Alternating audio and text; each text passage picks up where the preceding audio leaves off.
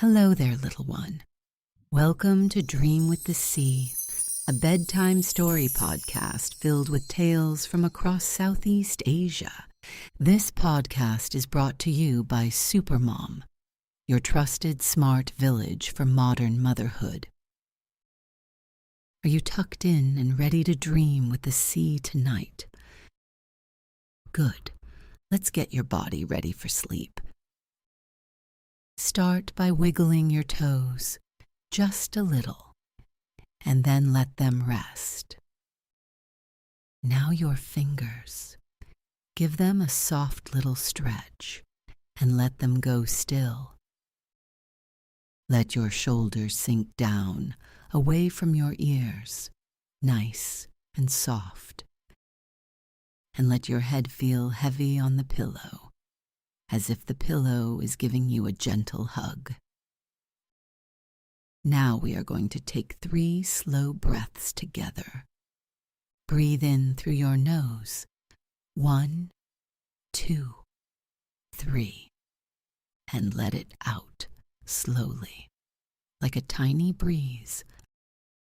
Again, breathe in. 1, 2, 3. And out, nice and slow. One more time. Breathe in. 1, 2, 3. And breathe out. Lovely. It is now story time. Close your eyes. Get comfortable. And let tonight's story begin. A long time ago, on the island of Singapore, there lived a young man called Badang. Badang was a fisherman. He worked for a chief in a small village by the river. Every day, Badang would wade into the water and set his fish traps, woven baskets made from bamboo, and place them carefully between the rocks where the river ran deep. Then he would go home and wait. But every morning, when Badang came back to check his traps, they were empty. Not just empty, broken open. The bamboo was snapped. The fish were gone, every single one. Badang fixed the traps. He set them again. The next morning, empty. He tried a different spot in the river. He tied the traps tighter. He used stronger bamboo. Empty. Every time. This went on for days, and days, and days. Badang was tired. He was hungry. The chief expected fish, and Badang had nothing to bring him. He sat by the river one evening with his head in his hands. "Something is stealing my fish," he whispered. "And tonight, I am going to find out what." Badang hid behind a large rock near the riverbank. The moon was bright. The water glowed silver. He sat very, very still, and he waited. The hours passed slowly. The jungle rustled and whispered around him. His eyes grew heavy, but he did not sleep. Then, just before dawn, he heard it, a splashing sound, coming from the river. Badang peered around the rock. There, crouching in the shallow water, was shaped like an old man. Its skin shimmered like wet stone. Its hair was long and wild and green, like riverweed, and it was pulling Badang's fish trap apart with its bare hands, scooping out the fish and eating them one by one. A spirit of the river. Badang's heart was beating fast, but he did not run. He crept forward slowly, slowly, one step at a time, until he was close enough to reach out, and he trapped the spirit in a basket he made out of bamboo. It tried to break free. "Let me go," the spirit cried. "No," Badang said. "You have been stealing my fish. Every night every trap. I have nothing left because of you." The spirit thrashed and wriggled, but Badang did not let go. "Please," the spirit said. Its voice was strange, like water running over rocks. "Please, let me go, and I will give you something in return." Badang held on. "What could you possibly give me?" The spirit stopped struggling. It turned and looked at Badang with its dark, deep eyes. "Strength," the spirit said. "I will give you strength, like no man has ever known." Badang was quiet for a moment. He looked at the spirit. He looked at his broken fish traps. He thought about all the mornings he had come to the river with hope and left with nothing. "How?" Badang asked. The spirit lifted one shimmering hand from the water. It held something, a small glowing stone, smooth and round, pale as moonlight. It seemed to hum in the spirit's palm. "This is a gift from the river," the spirit said.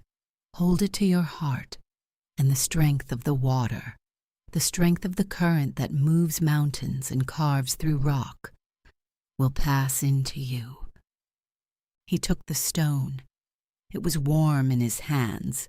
He held it to his chest, and he felt it, a warmth that spread from his heart, down through his arms, into his hands, down through his legs, into his feet.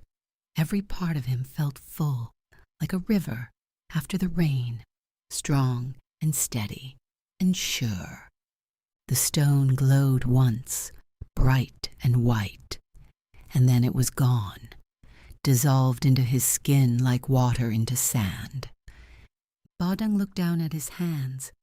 They looked the same, but when he reached over and pulled at a small tree beside the river, it came out of the ground as easily as picking a flower, roots and all.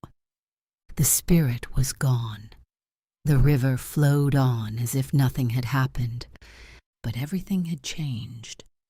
The next day, Badang carried a fallen tree back to the village on one shoulder. The villagers stared. He lifted a boulder that 10 men could not move and placed it gently beside the road. He pulled a boat up from the river with one hand. Word spread quickly, from village to village, from the river to the coast. Everyone was talking about the fisherman who had become the strongest man on the island. The stories reached the ears of the king. The king of Singapore sent for Badang. And when Badang arrived at the palace, the king did not see a proud man or a boastful man. He saw a quiet fisherman with kind eyes, who bowed low and spoke softly. "They say you are the strongest man on this island," the king said. "I do not know if that is true," Badang said, "but I will use whatever strength I have to serve you." The king smiled. He made Badang his champion. Now, word of Badang's strength did not stay on the island.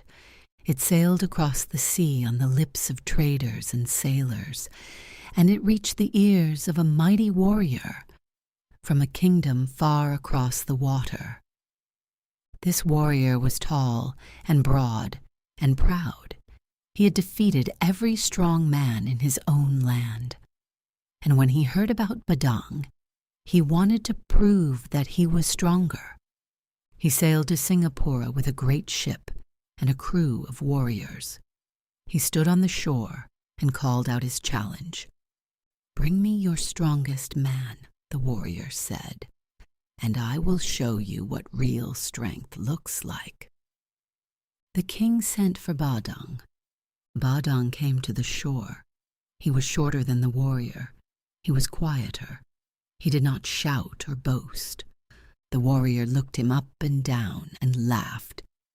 "This is your champion?" he said. Badang said nothing. The challenge was simple. There was a great stone on the shore. a huge, heavy rock, as tall as a man and as wide as a boat. Whoever could throw it the farthest would be then the winner. The warrior went first. He wrapped his arms around the stone. He grunted. He strained. His face went red. With an enormous heave, he lifted the rock off the ground and threw it. It landed with a heavy thud, a good distance away. The crowd murmured. It was an impressive throw. The warrior smiled and crossed his arms. "Your turn," he said. Badang stepped forward.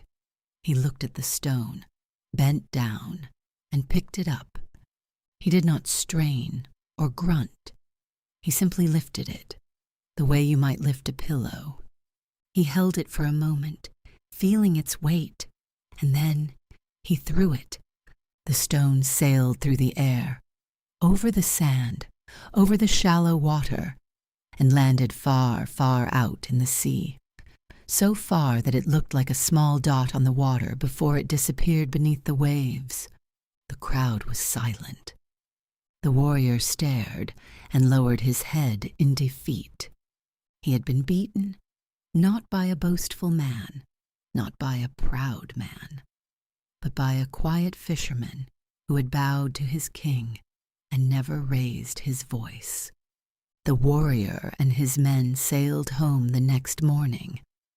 Badang stayed by the king's side for many, many years. He used his strength to help the people of Singapore. He moved rocks to build walls. He cleared trees to make roads.